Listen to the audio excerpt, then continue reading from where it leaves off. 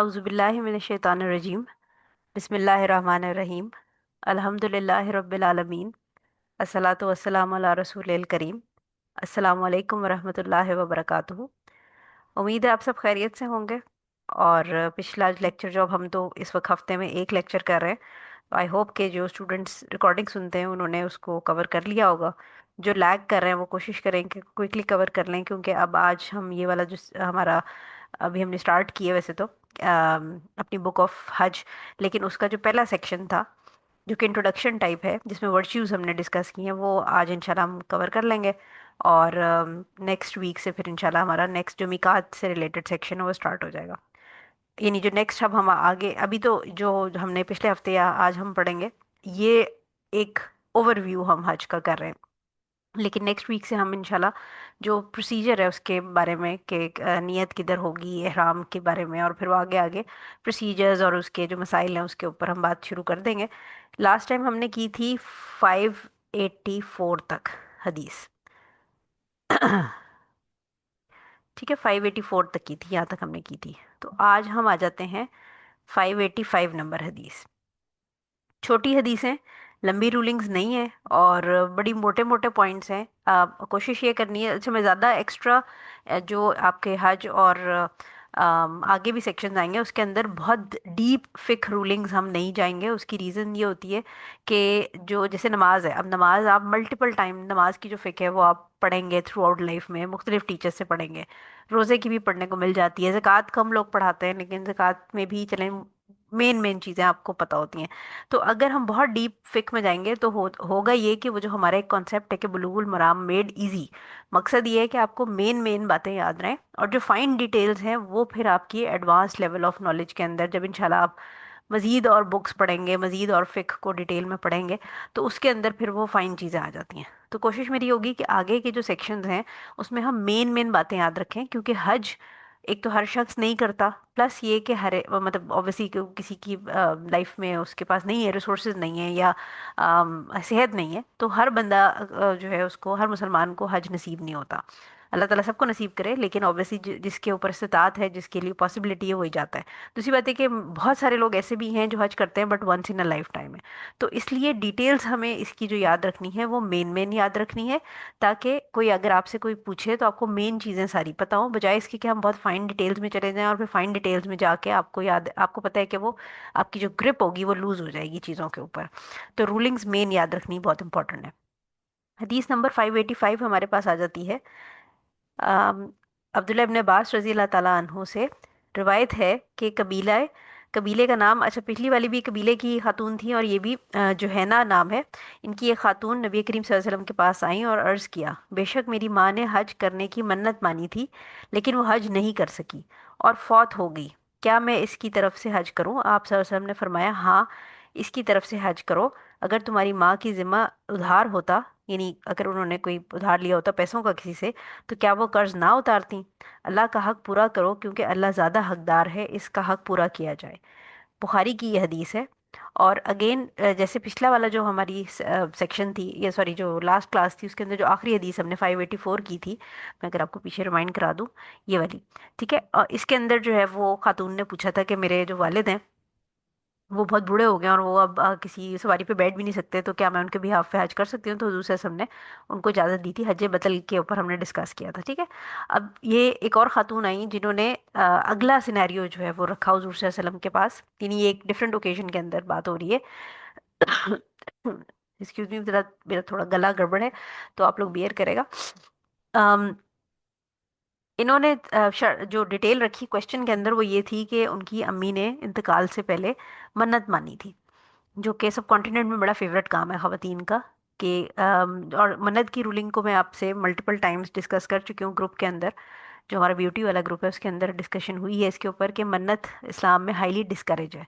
Discourage और मकरू उसको कहा जाता है। उसकी रीज़न ये है कि मन्नत किसी भी इंसान की कंजूस नेचर, स्टिंजी नेचर को शो करती है, क्योंकि मन्नत के अंदर आप अल्लाह ताला से एक तरह से बिजनेस करने की कोशिश करते हैं, जिसके अंदर आप अल्लाह ताला से ये एक एग्रीमेंट, अपने वन साइडेड एग्रीमेंट ही कर रहे होते हैं कि अगर मेरा ये काम हो जाएगा, अल्लाह ताला से आप कहते हैं कि अगर अल्लाह ताला आप मेरा ये काम करा देंगे, फॉर एग्जांपल मैं एग्ज़ाम्स में या मेरा मेडिकल, मतलब मैं अगर अपने फील्ड की एक एग्जांपल दूं कि मेडिकल में मेरा एडमिशन हो जाएगा। पुराने जमाने की बात कर रही हूँ, मैंने नहीं मानी थी मन्नत, लेकिन अक्सर बच्चियां ये एफएससी में दुआएं करती हैं कि अगर हमारा एडमिशन हो गया तो हम 10 लोगों को खाना खिलाएंगे, या 100 नफिल अदा करेंगे, या 50 रोजे रखेंगे। ठीक है, तो इस किस्म की बहुत सारी मन्नतें आपने भी सोची होंगी जिंदगी में, शायद मानी भी हो। तो जो मन्नत होती है, मन्नत को इसलिए डिस्करेज किया गया है इस्लाम के अंदर, क्योंकि मन्नत में आप अल्लाह ताला से बिजनेस करने की कोशिश कर रहे होते हैं कि अगर मेरा ये काम हो गया तो मैं ये नेकी का काम करूंगा, या तो मैं ये काम करूंगा। यानी इसका मतलब ये है कि अगर वो काम ना हुआ तो आपने जो मन्नत मानी थी आप उसको पूरा नहीं करेंगे। तो इससे पता ये चलता है कि कोई भी इंसान जो कि मन्नत मान रहा होता है वो बेसिकली कंजूस है, इन अ सेंस के, बजाय इसके कि देखें जो असल तरीका वो ये है कि अगर आपको कोई अपनी हाजत पेश आ रही है तो आप चैरिटी करें, ज़्यादा से ज़्यादा आप ज़्यादा से ज़्यादा नवाफिल पढ़ें, आप रोज़ा रख के अल्लाह ताला से दुआ करें, नवाफिल या तहज्जुद पढ़ के उसमें दुआ करें कि अल्लाह ताला मेरा ये काम फंसा हुआ है, ये काम करवा दें। और आप ये काम करवा सकते हैं, तो बजाय इसके कि आप बिफोर हैंड अपने आप को जो वॉलेंट्री इबादा है, चाहे वो सदक़े की फॉर्म में हो, चाहे वो आप यतीमों को खाना खिला रहे हैं, गरीबों को खाना खिला रहे हैं, नवाफिल अदा कर रहे हैं, या एक्स्ट्रा रोज़े रख रहे हैं मंडे थर्सडे, या नफली रोज़े रख रहे हैं तो उसके बजाय आप अल्लाह ताला से बिजनेस करना शुरू कर दें कि ये काम होगा तो मैं ये काम करूंगा। लिहाजा जो मन्नत मानना है वो हाईली डिस्करेज्ड है, मकरू है, इस्लाम के अंदर डिसलाइक्ड एक्ट है। लेकिन अगर किसी ने मन्नत मान ली है और उसको ऑब्वियसली ये हुक्म बाद में पता चला कि ये नहीं करना चाहिए, ये पसंदीदा अमल नहीं है, लेकिन उसने ओबीडियंस की, यानी उसने कहा कि मैं 100 नफिल पढ़ूंगा, तो फिर वो जो नफिल पढ़ना है वो उसके ऊपर फर्ज हो जाएगा। यानी अगर उसने मन्नत मान ली और उसका काम हो गया, और ये ओबीडियंस की मन्नत थी, यानी अगर किसी ने ये कहा कि मैं, अगर मेरा ये काम हो गया तो मैं नमाज पढ़ना छोड़ दूंगा, तो ये डिसोबीडियंस की मन्नत है।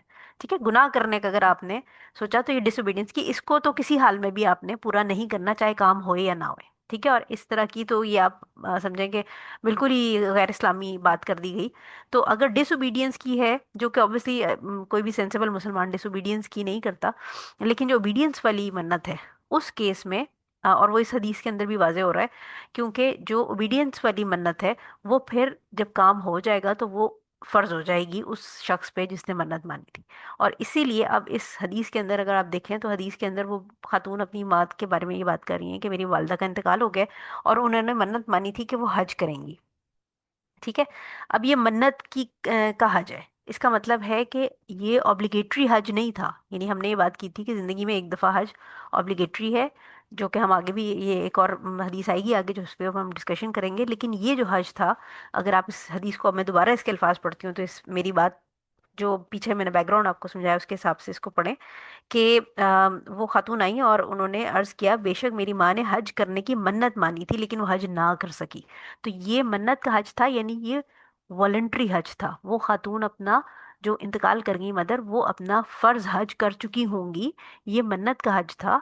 लेकिन उसने पूछा कि क्या मैं, वो जो मन्नत का हज था वो मैं उनके बिहाफ पे कर सकती हूँ? तो हजूर सल्लल्लाहु अलैहि वसल्लम ने उस पर एग्जाम्पल क्या दी, एग्जाम्पल दे के समझाया कि अगर तुम्हारी माँ ने किसी का उधार लिया होता तो क्या तुम उसका उधार वापस ना करती? तो अल्लाह ताला की तरफ जो कर्ज निकल रहा है किसी बंदे का, मतलब बेसिकली ये नहीं, अल्लाह ताला को पे बैक करना है कर्ज किसी ने, तो वो कर्ज जो रिसीव करने का हकदार अल्लाह ताला ज्यादा है। ठीक हो गया? तो इससे हमें ये पता चलता है कि जो मन्नत का हज है या मन्नत का अमल है, वो बेशक अमल वॉलंटरी हो, लेकिन वंस आपने मन्नत मान ली और आपका वो काम हो गया तो फिर वो जो आपने जिस चीज की मन्नत मानी थी वो ऑब्लिगेटरी हो जाएगी। ठीक है, और वो ऑब्लिगेटरी हो गई थी, तो इसलिए वो जो खातून है उनकी बेटी को फिर हुजूर सल्लल्लाहु अलैहि वसल्लम ने कहा कि हाँ उन्होंने मन्नत मानी थी, अब उनकी मन्नत क्योंकि वो उनके ऊपर फर्ज हो गई थी, तो लिहाजा आप उनके बिहाफ पे ये मन्नत पूरी करें।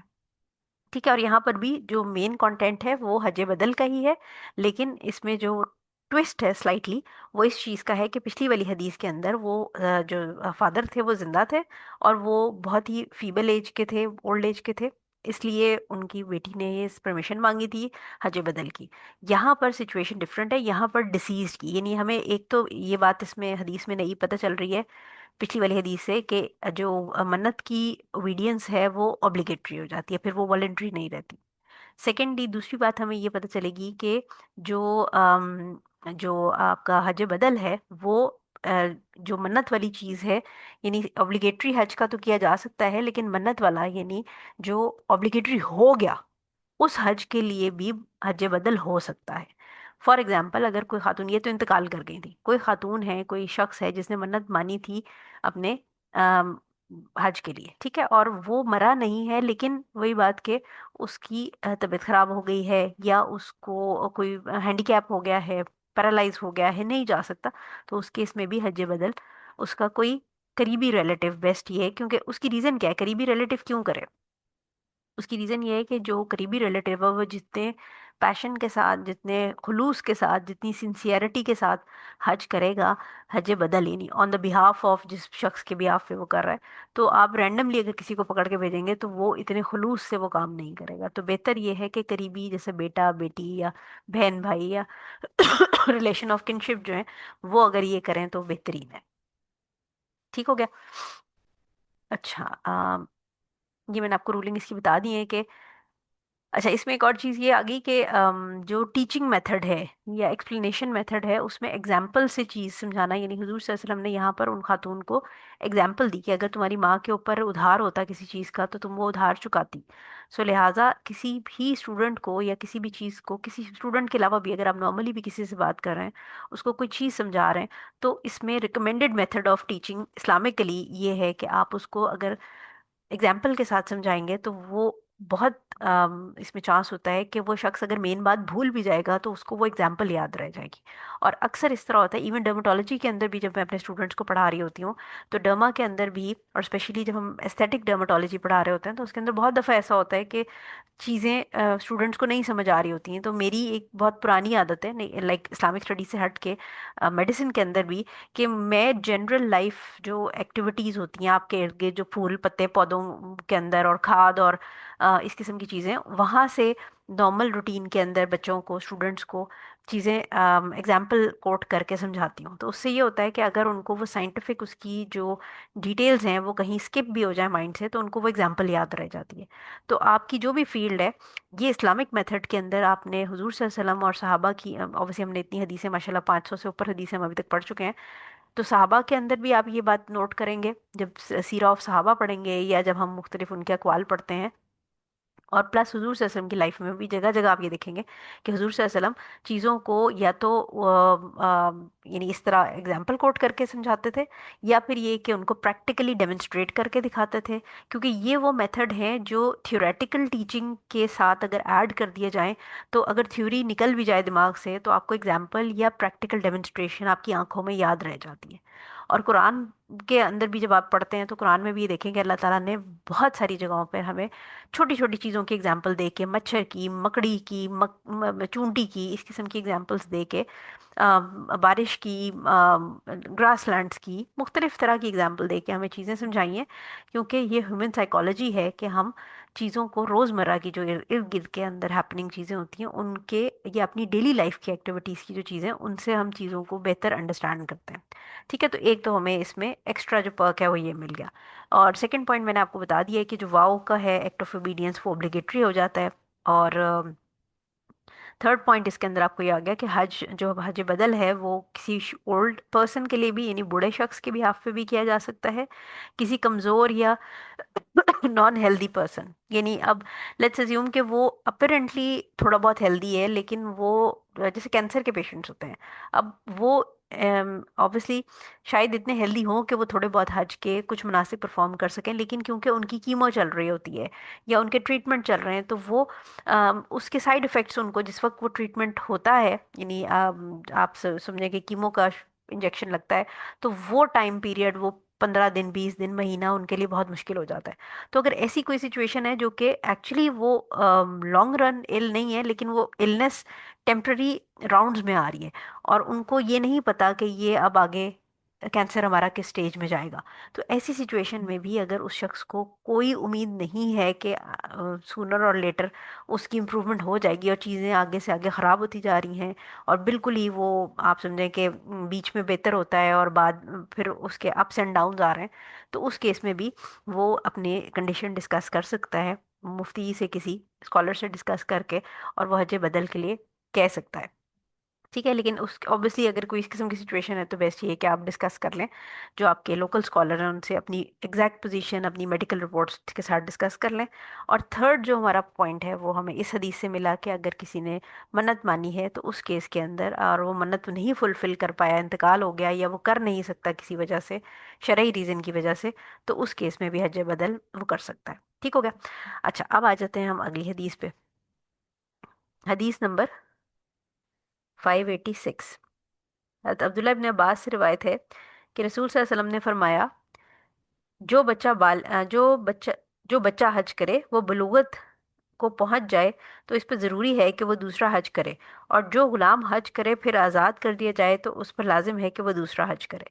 इसे अब इब्ने अबी शैबा और बैहकी ने रिवायत किया है और इसका रावी सका है, मगर इसके मरफू होने में इख्तलाफ है और महफूज ये है कि ये हदीस मौकूफ़ है। अच्छा, अब ये जो रूलिंग है, वैसे तो हदीस मौकूफ़ है लेकिन रूलिंग हमें पता है कि हम पहले भी डिस्कस कर चुके हैं कि जो माइनर है यानी जो बच्चा है उसके ऊपर अभी दीन की जो इबादत हैं वो लागू ही नहीं हुई, ऑब्लिगेशन उसके ऊपर लगी ही नहीं है। तो जब ऑब्लिगेशन लगी नहीं है तो यानी किसी भी चीज़ को जब आपने टिक करना है कि मैंने ये काम कर लिया, तो उसके लिए ज़रूरी है कि किसी ने आपको कहा हो कि ये काम करना है। तो जब उस बच्चे को के ऊपर अभी ऑब्लिगेशन लगी नहीं है तो लिहाजा अगर वो हज करता है तो उसको हज वैलिड होगा, उसका सवाब भी मिलेगा उसको, लेकिन ये उसका ऑब्लिगेटरी हज की जगह पे नहीं होगा, क्योंकि हमने शुरू में ये बात पढ़ ली थी कि जो हज है उसके लिए प्यूबर्टी ज़रूरी है। यानी ऑब्लिगेटरी हज के जो आपने पैरामीटर्स हैं उसके अंदर मुस्लिम था, सेन था, फ्री है और प्यूबर्टी है, फिर ये कि फाइनेंशियल रिसोर्सेज वगैरह होने ज़रूरी हैं। तो ये इसकी कंडीशंस थी। तो इसलिए अगर किसी बच्चे ने प्यूबर्टी से पहले हज किया है, या अगर कोई स्लेव, अगेन स्लेव हमारे ज़माने में अब नहीं होते, ये पुराने ज़माने की बात है कि वहाँ पर जो स्लेव होते थे, क्योंकि स्लेव ऑब्वियसली अपने मास्टर के अंडर होता था और वो कम्प्लीटली अपने मास्टर को फॉलो करता था, तो लिहाजा अगर स्लेव आज़ाद हो गया और उसने अपने स्लेवरी के ज़माने में भी हज किया था तो उसका ऑब्लिगेटरी हज वो काउंट नहीं होगा, उसको आज़ाद होने के बाद अपना ऑब्लिगेटरी हज करना पड़ेगा। ठीक हो गया। तो और इसके अलावा मैंने आपको हज की कंडीशंस बता दी हैं, तो इस हदीस के अंदर कोई एक्स्ट्रा बात नहीं है, जो ऑलरेडी हमने दो तीन पॉइंट्स थे वो पहले ही डिस्कस कर लिए थे। ठीक हो गया। 587 नंबर हदीस में आ जाए। हज़रत अब्दुल्ला इब्ने अब्बास रज़ी अल्लाह ताला अन्हो फरमाते हैं कि मैंने रसूल सल्लल्लाहु अलैहि वसल्लम को खुतबे में ये इरशाद फरमाते सुना कि कोई मर्द किसी औरत के साथ हरगिज अकेला ना हो मगर इसके साथ महरम हो, और कोई औरत महरम के बगैर सफ़र ना करे। बस एक आदमी खड़ा हुआ और उसने कहा, ए अल्लाह के रसूल सल्लल्लाहु अलैहि वसल्लम, बेशक मेरी औरत यानी उसकी उनकी वाइफ जो थी हज के लिए रवाना हुई हैं और मेरा नाम फ़लाँ फ़लाँ गज़वे में शामिल होने के लिए लिखा गया है। आप सल्लल्लाहु अलैहि वसल्लम ने फरमाया, जाओ अपनी बीवी के हमरा हज करो। मुतफ़क़ुन अलैह, और ये अल्फाज मुस्लिम के हैं। ये बहुत इंपॉर्टेंट हदीस है क्योंकि ये आपको ट्रैवलिंग के रूल्स फॉर वुमेन बताती है।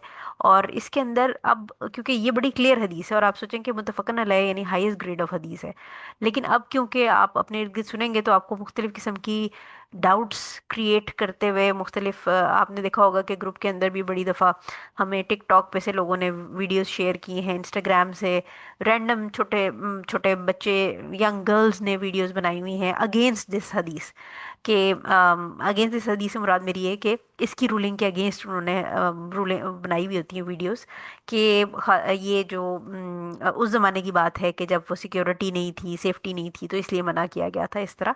लेकिन आप ये बात याद रखिएगा कि हुजूर सल्लल्लाहु अलैहि वसल्लम खातमुन नबीयीन है, उनका उनको जो शरीयत दी गई वो क़यामत तक चलनी है, और अल्लाह ताला ने वो शरीयत दे के उनको भेजा था, यानी जो रूलिंग्स हैं वो अल्लाह ताला की तरफ से दी गई हैं, वो हुजूर सल्लल्लाहु अलैहि वसल्लम ने नहीं दी थी।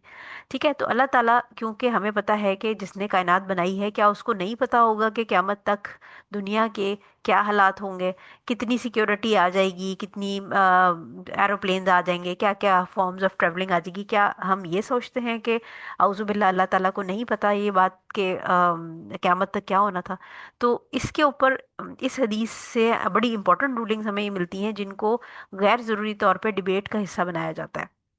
पहली चीज़ तो हमें इसमें ये पता चलती है कि सबसे इम्पॉर्टेंट चीज़ जो कि औरत और मर्द जो दोनों आपस में नामहरम हो वो अकेले सिक्लूजन में नहीं रहने चाहिए except in the presence of महरम। यानी अगर कोई महरम है तो वो बैठ सकते हैं। और ये अगर मैं आपको बताऊं तो मज़े की बात है, ये तो खैर इस्लामी रूल है, लेकिन कुछ इससे मिलता जुलता रूल हमारी मेडिकल एथिक्स के अंदर भी है, जिसके अंदर स्पेशली ये बात हमें सिखाई जाती है कि अगर कोई फीमेल डॉक्टर है और आपके पास कोई ऐसा मेल पेशेंट आ गया है, जैसे जैसे फॉर एग्जांपल डर्मा के अंदर अगर आप काम कर रहे हैं और कोई एक्जिमा या स्किन डिजीज सोराइसिस का मेल पेशेंट आ गया है, तो उस केस में मेडिकल एथिक्स के अंदर भी ये कहा जाता है कि आप रूम में अपने साथ एक जो आपके अटेंडेंट हो, यानी जो आपके साथ जो आपका अटेंडेंट हो, मेडिकल अटेंडेंट हो, वो मौजूद होना चाहिए। उसकी रीज़न ये है कि इसमें मेडिको लीगल मुख्तलिफ केसेस लोग गलत किसी किस्म की प्रॉब्लम क्रिएट कर सकते हैं लोग। अगर मेल डॉक्टर है और जो फीमेल पेशेंट है और वहाँ पर फीमेल नर्स नहीं मौजूद, तो फीमेल पेशेंट डॉक्टर के ऊपर बड़ी दफ़ा ब्लेम लगा सकते हैं। इवन मेल डॉक्टर, क्योंकि हर तरह का डॉक्टर है, ऑब्वियसली हर तरह का इंसान है, तो उसके अंदर कोई डेविलिश अगर वो अप्रोच है तो वो फीमेल पेशेंट के साथ हेरासमेंट का कोई मसला क्रिएट कर सकता है। तो लिहाजा मेडिकल एथिक्स के अंदर भी ये बात समझाई जाती है। लेकिन इस्लाम, क्योंकि हमें पता है कि अल्लाह ताला का बनाया हुआ रिलीजन है, एक अल्लाह ताला के बनाए हुए रूल्स का सेट है, तो अल्लाह ताला बेहतरीन जानता है कि उसने औरत और मर्द के अंदर कितनी अट्रैक्शन पैदा की है। सो लिहाजा वुमेन, यानी जो महरम, ना महरम सॉरी ना महरम मैन और वुमेन, जो कि ऑब्वियसली बगैर प्रेजेंस ऑफ महरम के हैं, उनको सिक्लूजन में, सिक्लूजन का मतलब खलवत होता है उर्दू में, उसमें रहना मना है। और एक और हदीस हमें हुजूर सल्लल्लाहु अलैहि वसल्लम की मिलती है जिसमें उन्होंने कहा है, जिसका मफहूम ये है कि औरत और मर्द जो नामहरम हो वो जब अकेले होते हैं तो तीसरा उनके बीच में शैतान होता है। ठीक है। तो इसीलिए ऑफिसेज में या जो भी इस तरह की, इवन डॉक्टर्स के अंदर भी हम ये बात करते हैं कि जो आप कहीं पर भी बैठे हैं तो कोई भी ऐसी गैदरिंग या कोई भी ऐसी ना हो जगह जहाँ पर मेल और फीमेल दोनों अकेले हों, यानी एक डॉक्टर एक फीमेल डॉक्टर के साथ या पेशेंट के साथ अकेला ना हो। उसकी रीज़न ये है कि इस्लामिकली भी हमें ये परमिसिबल नहीं है, और एथिकली तो मैंने आपको बताया कि पेशेंट डॉक्टर के बीच में ये बात क्लियरली हमें बता दी जाती है कि अगर मेल डॉक्टर है और फीमेल पेशेंट है तो फीमेल आपके पास एक नर्स वहाँ खड़ी होनी चाहिए ज़रूर। ठीक है। सेकंड पॉइंट हमें इसमें ये मिलता है, इसके ऊपर, इस पॉइंट के ऊपर मज़ीद बहुत डिटेल है, जिसके अंदर मुख्तलिफ ऊबर यूज़, टैक्सी ड्राइवर का यूज़, घर के ड्राइवर्स का यूज़, इस किस्म की चीज़ें, बॉस के साथ अकेले मीटिंग करना, ये वाली सारी रूलिंग्स इन सिचुएशंस पे लगती हैं, जो कि आजकल हमारे लिए आप समझें कि बड़ा एक समझना और समझाना बड़ा मुश्किल हो गया है लोगों को, क्योंकि लोगों को हदीसें नहीं मालूम होती, लोगों को रूलिंग्स नहीं मालूम होती, और फिर लोग अपनी तरफ से खुद से फतावा बना के हर चीज़ को हलाल करार दे देते हैं कि सब चीज़ें जायज़ हैं। ठीक है। तो ये अगेन एक छोटे से पॉइंट से फिर मल्टीपल आगे रूलिंग्स निकलती हैं। सेकंड पॉइंट इसमें हमारे पास आ जाता है कि थर्ड सेकंड पॉइंट मैंने आपको बता दिया। थर्ड पॉइंट कि काम के अंदर भी किसी भी किस्म का काम उसमें सिक्लूजन नहीं करनी। इसी तरह जब अगर आप ये देखें, ग्रुप में बहुत दफ़ा क्वेश्चन मेरे से पूछा गया है कि क्या ख़वातीन जॉब कर सकती हैं, तो उसके अंदर मैं आपको एक लिस्ट देती हूँ हमेशा कि ये पैरामीटर्स पूरे होंगे तो खातून जॉब के लिए जा सकती हैं। और उसके अंदर अगर आप रिकॉल करें तो पैरामीटर एक ये भी हम मैं हमेशा लिखती हूँ, एक पॉइंट ये लिखती हूँ कि कहीं पर उसमें कोई ऐसा काम ना हो जिसमें उसको नामहरम मर्द के साथ या तो अकेले बैठ के काम करना पड़े या अकेले बैठ के कहीं ट्रेवल करना पड़े। ठीक है। तो इस हदीस से ही वो रूलिंग निकली है। ठीक है, कि ना सिक्लूजन हो और ना अकेले उसके साथ उसको, यानी उसकी जॉब की नौयत ऐसी ना हो कि उसको ना मेरे मर्दों के साथ या मर्द मर्द या मर्दों के साथ ट्रेवल करना पड़े अकेले। ठीक है, महरम के बगैर।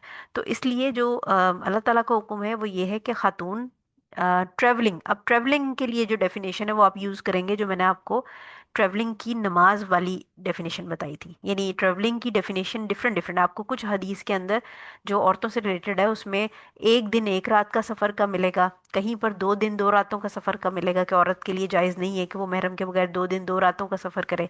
3 दिन 3 रातों, और ये 3 दिन 3 रातों में टाइम का मसला नहीं है, क्योंकि 3 दिन 3 रातें या 2 दिन 2 रातों में आजकल के दौर में तो आप पूरी दुनिया का चक्कर लगा के आ जाएं।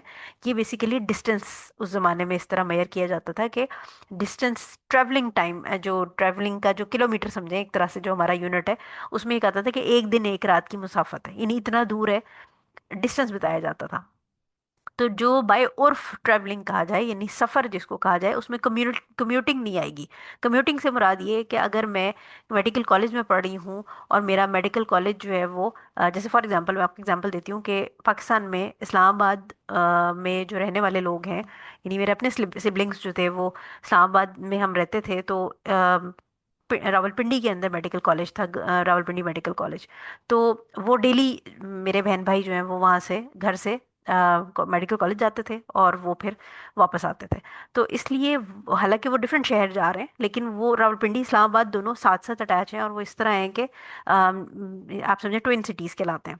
तो उस केस में क्या है कि वो कम्यूटिंग है, उसमें आप डेली जा रहे हैं डेली वापस आ रहे हैं, तो वो सफ़र नहीं है, वो कम्यूटिंग कहला रही है। और कम्यूटिंग के अंदर खातून को महरम की ज़रूरत नहीं है। वो आप खुद भी ड्राइव करके जा सकती हैं, वो आप कॉलेज बस के अंदर जा सकती हैं, जो भी उनका सोर्स है यूनिवर्सिटी का या कॉलेज का या स्कूल का, जो भी है वो वैन है सिस्टम, वो उसमें जा सकती हैं। लेकिन जहाँ सफ़र आएगा, यानी लेट्स अज्यूम कि अब लाहौर से इस्लामाबाद अगर आपको जाना है, या लाहौर से कराची जाना है, या इस्लामाबाद से आपको पेशावर जाना है, ये मैं पाकिस्तान के सिटीज़ की बात कर रही हूँ, तो उस केस में फिर ऑब्वियसली वो कम्यूटिंग नहीं है, वो आप सफ़र कर रहे हैं, वो आप प्रॉपर, यानी आप अपना लगेज बांधेंगे, बैग लेके जाएंगे, कपड़े होंगे, कुछ जूते होंगे, उसमें टूथपेस्ट टूथब्रश आपकी इस किस्म की चीज़ें होंगी। तो उस चीज़ के अंदर खातून के लिए ये जायज़ नहीं है कि वो महरम के बगैर इस ट्रैवल करें। ये क्लियरली इस हदीस के अंदर बता दिया गया है। और इस ट्रैवलिंग में सबसे इंपॉर्टेंट चीज़ ये कि यहाँ पर इस हदीस के अंदर हज और उम्रे, यानी हज के ऊपर बात हो रही है, जो कि एक सेक्रेड ट्रैवलिंग है, यानी आप इबादत के लिए जा रहे हैं। ठीक है, तो घूमने फिरने के लिए नहीं जा रहे, आप काम दुनियावी किसी चीज़ के लिए नहीं जा रहे, इबादत के लिए जा रहे हैं। तो ऑब्वियसली जो लोग साथ जा रहे होंगे वो भी इबादत की नीयत से जा रहे होंगे, वो मेंटली एक इबादत की इंटेंशन से जा रहे होंगे। और ये ज़माना कौन सा है जब हुजूर सल्लल्लाहु अलैहि वसल्लम बात कर रहे हैं? ये ज़माना है सहाबा का ज़माना, यानी हुजूर सल्लल्लाहु अलैहि वसल्लम का ज़माना है, जो जो कि इतना फितने का ज़माना नहीं था जितना आजकल के फितने का ज़माना है। और जिन लोगों के साथ जाया जा रहा है वो कौन है? वो सहाबा हैं। जो खातून जा रही हैं वो किसी सहाबी की वाइफ हैं, क्योंकि जो हुजूर सल्लल्लाहु अलैहि वसल्लम से मिल रहे हैं और अपना नाम बता रहे हैं, ये इसके अंदर जो मैंने आपको भी हदीस पढ़ के सुनाई, वो कह रहे हैं मेरा नाम फला फला गजवा के अंदर लिखा जा चुका है। तो ये सारे उस जमाने के लोग हैं जिनका ईमान बेहतरीन ईमान था। उनको हुजूर सल्लल्लाहु अलैहि वसल्लम कहेंगे नहीं, तुमने अकेले नहीं जाने देना, तुम अपनी बेगम के साथ जाओ, तुम गजवे से का टास्क छोड़ दो। यानी हुजूर सल्लल्लाहु अलैहि वसल्लम उनको जिहाद से रोक लिया, उन्होंने जो हस्बैंड थे उनको जिहाद से रोक लिया और कहा कि आप अपनी वाइफ के साथ जाएं, आप वहां जाके उनके साथ हज करें, उनको अकेला नहीं भेजना। तो अब आप मुझे ये बताएं कि आजकल के दौर में ना तो सहाबा हैं, ना ईमान का वो लेवल है, ना आप ये समझें कि सिक्योरिटी, हम जितना मर्जी कह लें कि सिक्योरिटी बहुत है, लेकिन हज उस जमाने में भी वही था। अब क्वालिटी बेहतर हो गई है, लेकिन रिवॉर्ड तो वही था ना, यानी हज की जो रिचुअल्स हैं वो तो नहीं चेंज हो गए। तो इम्पॉर्टेंट चीज़ ये है कि जहाँ पर नबी ने रोक दिया उधर रुक जाए। जब आप गैर ज़रूरी तौर पे अपने नए नए फतवे, नई नई चीज़ों को इन्वेंट करके, नए नए अपनी फतवा शॉपिंग करके हज या उम्रे के लिए कोई XYZ फतवा लेके अकेले जाने के लिए तैयार हो जाएंगे, तो ये कैसी इबादत करने आप जा रहे हैं जिसमें आप नबी, जो कि ऑब्वियसली शरीयत का एक हदीस जो है हमारी शरीयत का एक मेन पिलर है, तो आप नबी की बात को डिनाई करके और इबादत करने जा रहे हैं। तो इसमें इम्पॉर्टेंट चीज़ आपने ये समझ लेनी है कि ख़वातीन के लिए ट्रैवलिंग इस तरह मना है, लेकिन इसमें एक्सेप्शन है। एक्सेप्शन क्या है कि अगर कोई खातून अकेली है, उनके पास महरम नहीं है और वो दारुल कुफर में रहती हैं, यानी लैंड ऑफ डिसबिलीवर में रहती हैं, और वहाँ से उनको भागना पड़ रहा है अपनी इज्जत को, अपनी जान या अपने माल को बचाने के लिए, प्राइमरीली अपनी इज्जत और अपने जो इज्जत के साथ जान ऑब्वियसली अटैच है, और दीन को बचाने के लिए वहाँ से माइग्रेट करना पड़ रहा है, हिजरत करनी पड़ रही है, तो उस केस में उनके लिए जायज़ है कि वो महरम के बगैर वहाँ से निकल जाएं और किसी मुस्लिम कंट्री की तरफ माइग्रेट कर दें। लेकिन अनफॉर्चुनेटली आजकल हमारी जो उर्दू का एक मुहावरा है, गंगा उल्टी बह रही है। तो हमारी गंगा इसलिए उल्टी बह रही है क्योंकि हमारी औरतें, मैं तो औरतों की बात इसलिए करूँगी क्योंकि हम औरतें हैं, मेरे आप समझे स्टूडेंट जितने भी हैं वो औरतें हैं। तो मर्दों के लिए हम इसलिए उनका केस साइड पे रख देते हैं कि मर्द क्या कर रहे हैं इस वक्त, लेकिन खवातीन जो है वो तो दारुल इस्लाम छोड़ छोड़ के दारुल कुफर में जाके रहने के ऊपर ख्वाहिशमंद है। यानी हमारी औरतें, हमारी बच्चियां जो हैं वो उनका यानी स्पेशली जैसे पाकिस्तान है, at least it's a Muslim country, यहाँ पर आपको नकाब करने, हिजाब करने के ऊपर कोई टोकता नहीं है। यहाँ پر آپ اگر کہیں مارکیٹ میں بھی نماز پڑھ رہی ہیں تو آپ کو کوئی نقصان نہیں ہوگا. لیکن ہماری بہت ساری جو مسلم کنٹریز سے بچی ہیں ان کو بہت شوق ہے کہ وہ یورپ میں جا کے سیٹل ہو جائیں یا وہ امریکہ میں جا کے سیٹل ہو جائیں. تو بہت ساری جو ہماری ینگ جنریشن ہے وہ انفارچونیٹلی یہ جو بلیسنگ ہے ایک مسلم کنٹری میں رہنے کی اس کو سمجھ نہیں پاتی. اور وہ پھر اگین وہی بات ہے کہ وہ دارالکفر میں جا کے بیٹھ جاتی ہیں. لیکن اسلام دارالکفر سے بھاگنے کے لیے ہجرت کرنے کے لیے پرمسبلٹی دیتا ہے کہ عورت محرم کے بغیر ٹریول کر سکتی ہے. لاسٹ اس میں ہمارے پاس پوائنٹ یہ ہے کہ اگر خاتون کے پاس ہیلتھ بھی ہے ویلتھ بھی ہے، یعنی وہ جسمانی طور پہ بھی ہیلدی ہیں، ان کے پاس پیسہ بھی ہے، لیکن کوئی محرم نہیں ہے، تو آٹومیٹیکلی ان کے اوپر حج کی obligation ختم ہو جائے گی. ٹھیک ہو گیا؟ یعنی اگر ان کے پاس محرم نہیں ہے اور باقی سارے وسائل ہیں تو ان کے اوپر حج obligatory نہیں ہوگا. اس کی ریزن یہ ہے کہ حضور صلی اللہ علیہ وسلم نے ان جو شخص تھے ان کو جہاد سے واپس بھیج دیا، جس سے ہمیں یہ پتہ چلتا ہے جو محرم کی ضرورت ہے اس کی امپورٹنس پتہ چلتی ہے. کہ ایک شخص جو شوہر ہے وہ جہاد پہ جا رہا ہے تو حضور صلی اللہ علیہ وسلم نے اس کو جہاد پہ سے روک دیا اور بیگم کے ساتھ بھیجا. اس سے ہمیں یہ پتہ چلتا ہے کہ امپورٹنس کتنی ہے اس پوائنٹ کی کہ حج کے اوپر اگر خاتون کے پاس محرم نہیں ہے تو ان کے اوپر حج obligatory نہیں ہوگا. دوسری بات یہ ہے کہ اگر ہسبینڈ منع کر رہا ہے، یعنی یہ جو obligatory حج ہے اس کے اندر یہ بالکل ایسے ہے جیسے اگر ہسبینڈ نماز پڑھنے کے لیے منع کرے گا تو عورت نماز چھوڑ نہیں سکتی. اسی طرح اگر عورت کے پاس وسائل ہیں، اس کے پاس محرم ہے اور ہسبینڈ منع کر رہا ہے کہ وہ حج کرنے نہیں جانے دے رہا، کیونکہ اگر آپ کو یاد ہو تو گروپ میں ایک کوشچن اس سے ریلیٹڈ آیا تھا، تو اس کیس کے اندر عورت کا obligatory حج اس پہ سے obligation ختم نہیں ہوگی. کیونکہ اس کے پاس اگر اس کا باپ ہے، اس کا بھائی ہے، اس کا بھانجا ہے، کوئی اور محرم رشتہ ہے، بھتیجا ہے، ٹھیک ہے، یا داماد ہے، تو یہ سارے محرم رشتے ہیں اور اس کے پاس محرم ہے تو اس کیس میں اس کو اپنے ہسبینڈ سے obligatory حج کی اجازت نہیں چاہیے. اس کے اوپر وہ حج فرض رہے گا اور وہ جا کے اپنے ہسبینڈ کی اجازت کے بغیر بھی وہ فرض حج کر کے آ سکتی ہے. ٹھیک ہے، تو یہ بڑا امپورٹنٹ پوائنٹ ہے جو آپ نے یاد رکھنا ہے. اگر نفلی حج ہے، یعنی ایک دفعہ اس نے زندگی میں اپنا obligatory حج کیا ہوا ہے اور نفلی حج ہے، تو نفلی حج میں پھر وہ یہ کہ وہ ہسبینڈ سے اجازت لے اور پھر جائے. اور لیکن جو obligatory حج ہے اس کیس کے اندر اس کو محرم اور اس کا بھائی یا بھانجا یا جو بھی میں نے آپ کو بتایا وہ اویلیبل ہے. تو obligatory حج کے لیے اس کو اپنے ہسبینڈ سے پرمیشن نہیں چاہیے. اگر ہسبینڈ نہیں جانے دے رہا تو وہ اپنے بھائی وغیرہ کے ساتھ جا سکتی ہے، کیونکہ یہ بالکل ایسے ہے جیسے نماز پڑھنے کے لیے آپ کو اپنے شوہر سے پرمیشن نہیں چاہیے ہوتی. ٹھیک ہو گیا؟ اچھا جی، اگلی حدیث پہ آ جاتے ہیں ہم. 588 نمبر حدیث ہے ہمارے پاس. 88 اور 89 ہمارے پاس اب یہ دو حدیثیں رہیں گی. ابن عباس رضی اللہ تعالیٰ عنہ سے روایت ہے کہ نبی کریم صلی اللہ علیہ وسلم نے ایک آدمی سے سنا، وہ کہہ رہا تھا. اچھا، اب یہ شبرما جو ہے یہ بندے کا نام ہے، یعنی وہ بیسیکلی کسی کے بیہاف پہ حج کر رہا تھا اور وہ کہہ رہا تھا کہ شبرما کی طرف سے لبیک. آپ صلی اللہ علیہ وسلم نے فرمایا شبرما کون ہے؟ اس نے کہا میرا بھائی ہے یا میرا قریبی ہے. تو آپ صلی اللہ علیہ وسلم نے فرمایا تم نے اپنی طرف سے حج کیا ہے؟ اس نے کہا نہیں. آپ صلی اللہ علیہ وسلم نے فرمایا پہلے اپنی طرف سے کرو پھر شبرما کی طرف سے کر لینا. اسے ابو داؤد اور ابن ماجہ نے روایت کیا ہے اور ابن حبان نے اسے صحیح قرار دیا ہے اور امام احمد کے نزدیک اس کا موقوف ہونا راجح ہے. اس میں یہ امام احمد کا پوائنٹ آف ویو ہے کہ یہ موقوف ہے. باقی اس میں باقی جو اسکالرز ہیں وہ اس کو صحیح کہتے ہیں. اچھا، اب اس کے اندر اگین حج بدل کا ہی ذکر ہے، لیکن اس میں ایک اور کنڈیشن ایڈ کر دی گئی کہ اگر آپ حج، یعنی اب آپ وہ سیکوینس دیکھیں نا کہ پیچھے جو ہم حج بدل کی ساری دو حدیثیں ڈسکس کر کے آئے دونوں بیٹیوں والی جو تھی، اس کے بعد یہ تیسرا پوائنٹ آ گیا، یہ شخص اپنے بھائی کے لیے کر رہا ہے یا جو بھی اس کا قریبی اس کے لیے کر رہا ہے. اور اس کے اندر تھرڈ شرط جو ہمارے پاس ایڈ ہوگی وہ یہ کہ جو حج بدل کرنے والا ہے وہ اس کے لیے obligatory یہ ہے کہ اس نے اپنا obligatory حج پہلے کیا ہو. یعنی اگر اس نے اپنا حج نہیں کیا اور ڈائریکٹ وہ حج بدل کرنے میں پہنچ گیا ہے تو اس لیے حضور صلی اللہ علیہ وسلم نے اس کو وہاں پر کہا کہ پہلے تم اپنا حج کرو پھر تم اپنے بھائی کا حج کرنا. تو اس لیے اگر کوئی حج بدل کر رہا ہے تو یعنی، اور اگر کوئی کسی کو وصیت بھی کرنا چاہتا ہے، فار ایگزامپل کسی کی ڈیتھ بیڈ پہ اچانک سے کوئی ایسا مسئلہ ہو جاتا ہے کہ اس کی موت کا وقت آ جاتا ہے اور وہ نہیں کر پایا حج، تو اس کیس میں وہ اپنے بہن بھائی یا کسی اولاد کو اس کو ول کرے. کوشش یہ کرنی چاہیے، ورنہ خیر اگر آپشن نہیں ہے تو پھر تو آپ جو بھی ہے اویلیبل اس کو ول کر دیں گے. لیکن وہ اس کو کہہ دے کہ میرے بہاف پہ حج بدل کرنا. لیکن اس میں بیسٹ آپشن یہ ہے کہ جس شخص کو کہا جائے کرنے کے لیے اس نے اپنا obligatory حج آلریڈی کیا ہوا ہو. ادروائز یہ کہ اگر آپ نے اس وقت خدا نخواستہ اگر کسی کے ساتھ یہ سچویشن آ گئی اور اس نے ایمرجنسی میں جو بھی اویلیبل تھا اس کو یہ بات کہہ دی کہ میرے بہاف پہ حج کر دینا تم، تو وہ پہلے اپنا حج کرے گا اور اس کے بعد وہ آپ کا حج کر سکتا ہے. ٹھیک ہے، تو یہ شرط آپ نے یاد رکھنی ہے، کنڈیشن، کہ حج بدل کے لیے جو شخص پرفارم کر رہا ہے آن بہاف آف سم ون، اس نے اپنا obligatory حج کیا ہونا ضروری ہے. ٹھیک ہو گیا؟ اچھا، اس کے بعد ہمارے پاس یہ چھوٹی سی حدیث تھی، اس کے اندر کوئی ایکسٹرا چیز نہیں تھی. لاسٹ حدیث ہمارے پاس آ گئی ہے 589.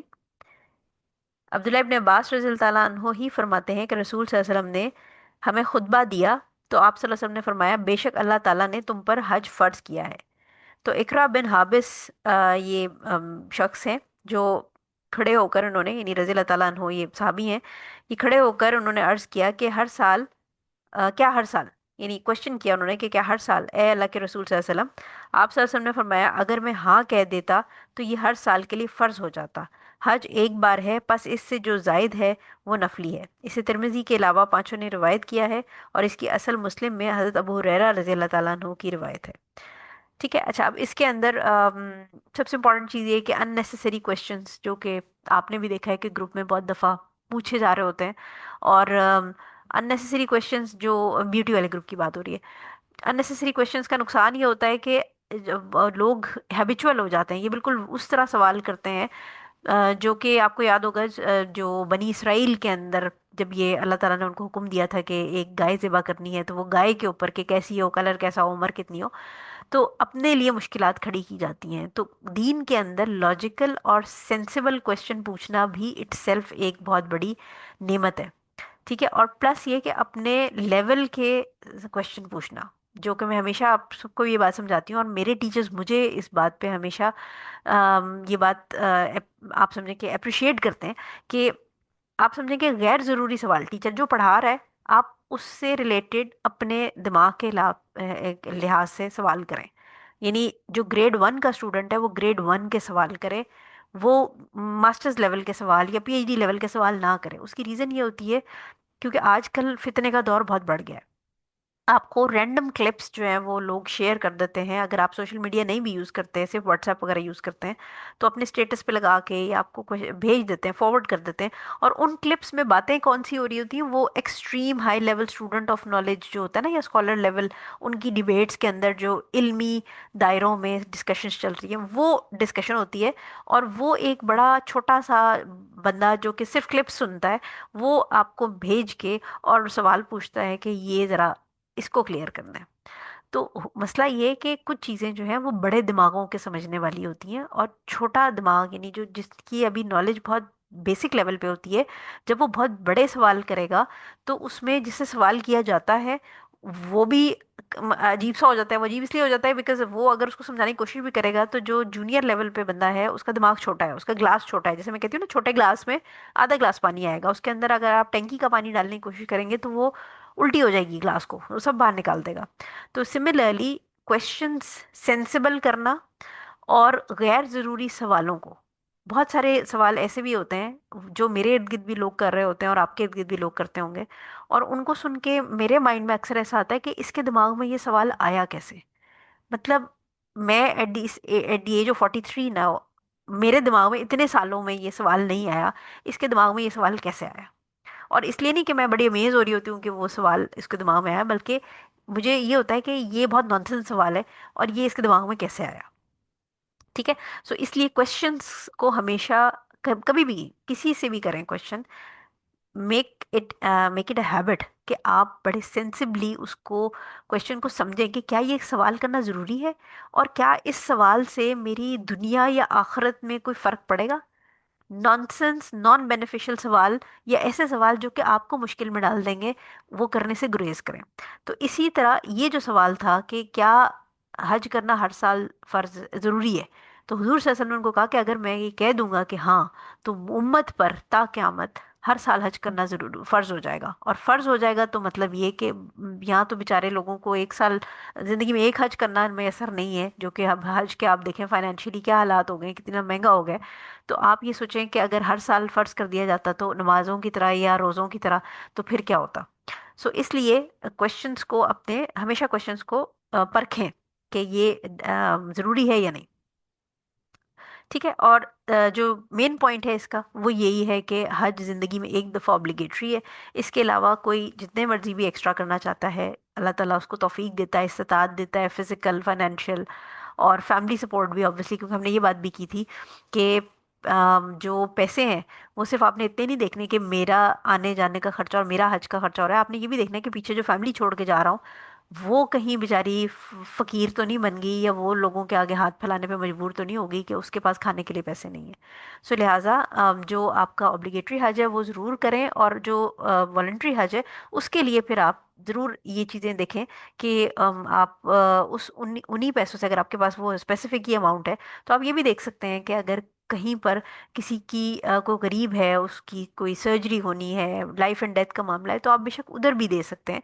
यानी जो आपके वॉलेंट्री हज है उसके पैसों को आप बहुत वाइसली भी यूज़ कर सकते हैं, क्योंकि आजकल के दौर में हज एक बहुत एक्सपेंसिव इबादत हो गई है। डेफिनेटली फाइनेंशियली आप ये देखें कि टिकट्स बहुत महंगे हो गए हैं, स्टे बहुत महंगा हो गया, चीज़ें महंगी हो गई हैं। तो ऑब्लिगेटरी हज तो करें इंशाल्लाह, लेकिन ये कि अगर वॉलेंट्री में अगर आपने आपको अल्लाह ताला ने दिया है इतना, तो फिर ये ज़रूर देखें कि अगर इर्द गिर्द आपके लोग जो हैं, जो मुसलमान बहन भाई हैं, पैसों की कमी की वजह से किसी की सेहत सफ़र कर रही है, किसी की बच्ची की शादी में मसला है, किसी की औलाद के साथ मसला है, या किसी के जो आप सोचे ना डेट्स होते हैं मुख्तलिफ तरह के, कोई तो बहुत ज़्यादा कर्जे के नीचे दब गया है, जुल्म के शिकार हो रहा है, तो फिर वो जो आपके वॉलेंट्री हज वाले पैसे हैं वो फिर अगर आप सिचुएशन देख के उन चीज़ों में भी कंज्यूम करेंगे तो अल्लाह ताला आपको आपकी नीयत का सवाब दे देगा। क्योंकि अल्लाह ताला ये जानता है कि आपने वो पैसे अपने वॉलेंट्री हज के लिए रखे हुए थे, बट अगर एन टाइम पे आपने वो किसी ऐसे बहन भाई के लिए खर्च कर दिए, तो इंशाल्लाह अल्लाह ताला आपको उसमें भी हज का सवाब दे देगा इंशाल्लाह। ठीक है। तो बहरहाल ये कि एक हज ऑब्लिगेटरी है, बाकी एक्स्ट्रा अगर आप करना चाहते हैं तो कर सकते हैं, वो वॉलेंट्री में काउंट होंगे। सो इस हदीस के साथ हमारी जो सेक्शन है वो ख़त्म हो गया। इंशाल्लाह जो नेक्स्ट वीक है उसमें फिर हम जो मिकात का बयान है वो शुरू करेंगे, यानी प्रॉपर प्रोसीजर के ऊपर हम आ जाएंगे, जो हज का प्रोसीजर है। और इंशाल्लाह ये फिर कोशिश करेंगे कि रमज़ान तक मैं नेक्स्ट वीक से इंशाल्लाह कोशिश मेरी ये होगी कि हम दोबारा सैटरडे संडे की क्लास पे आ जाएं। थोड़ा सा ये मंथ मेरा टेक्निकली बिजी था सेहत और कामों की वजह से, तो हमने इसको वंस अ वीक किया था। नेक्स्ट वीक से इंशाल्लाह इंशाल्लाह अभी मैं वादा नहीं कर रही, लेकिन इंशाल्लाह कोशिश यही है कि ट्वाइस अ वीक पे आ जाएं। अगर ना आ सके फिर भी डिपेंडिंग अपॉन सिचुएशन तो आई विल अपडेट यू, लेकिन कोशिश यही है कि इसको हम फरवरी के महीने तक ये पूरा सेक्शन हमारा ख़त्म हो जाए। तो जो पढ़ा है उसको ज़रूर रिवाइज कर लीजिएगा, और इंशाल्लाह नेक्स्ट वीक मुलाकात होती है। जज़ाकल्लाह खैर फॉर अटेंडिंग। ख्याल रखिएगा अपना। क्लास वाइंड अप कर लेते हैं। सुब्हानक अल्लाहुम्मा व बिहम्दिका अशहदु अल्ला इलाहा इल्ला अंता अस्तगफिरुका व अतूबु इलैक। अस्सलाम वालेकुम व रहमतुल्लाहि व बरकातुहू।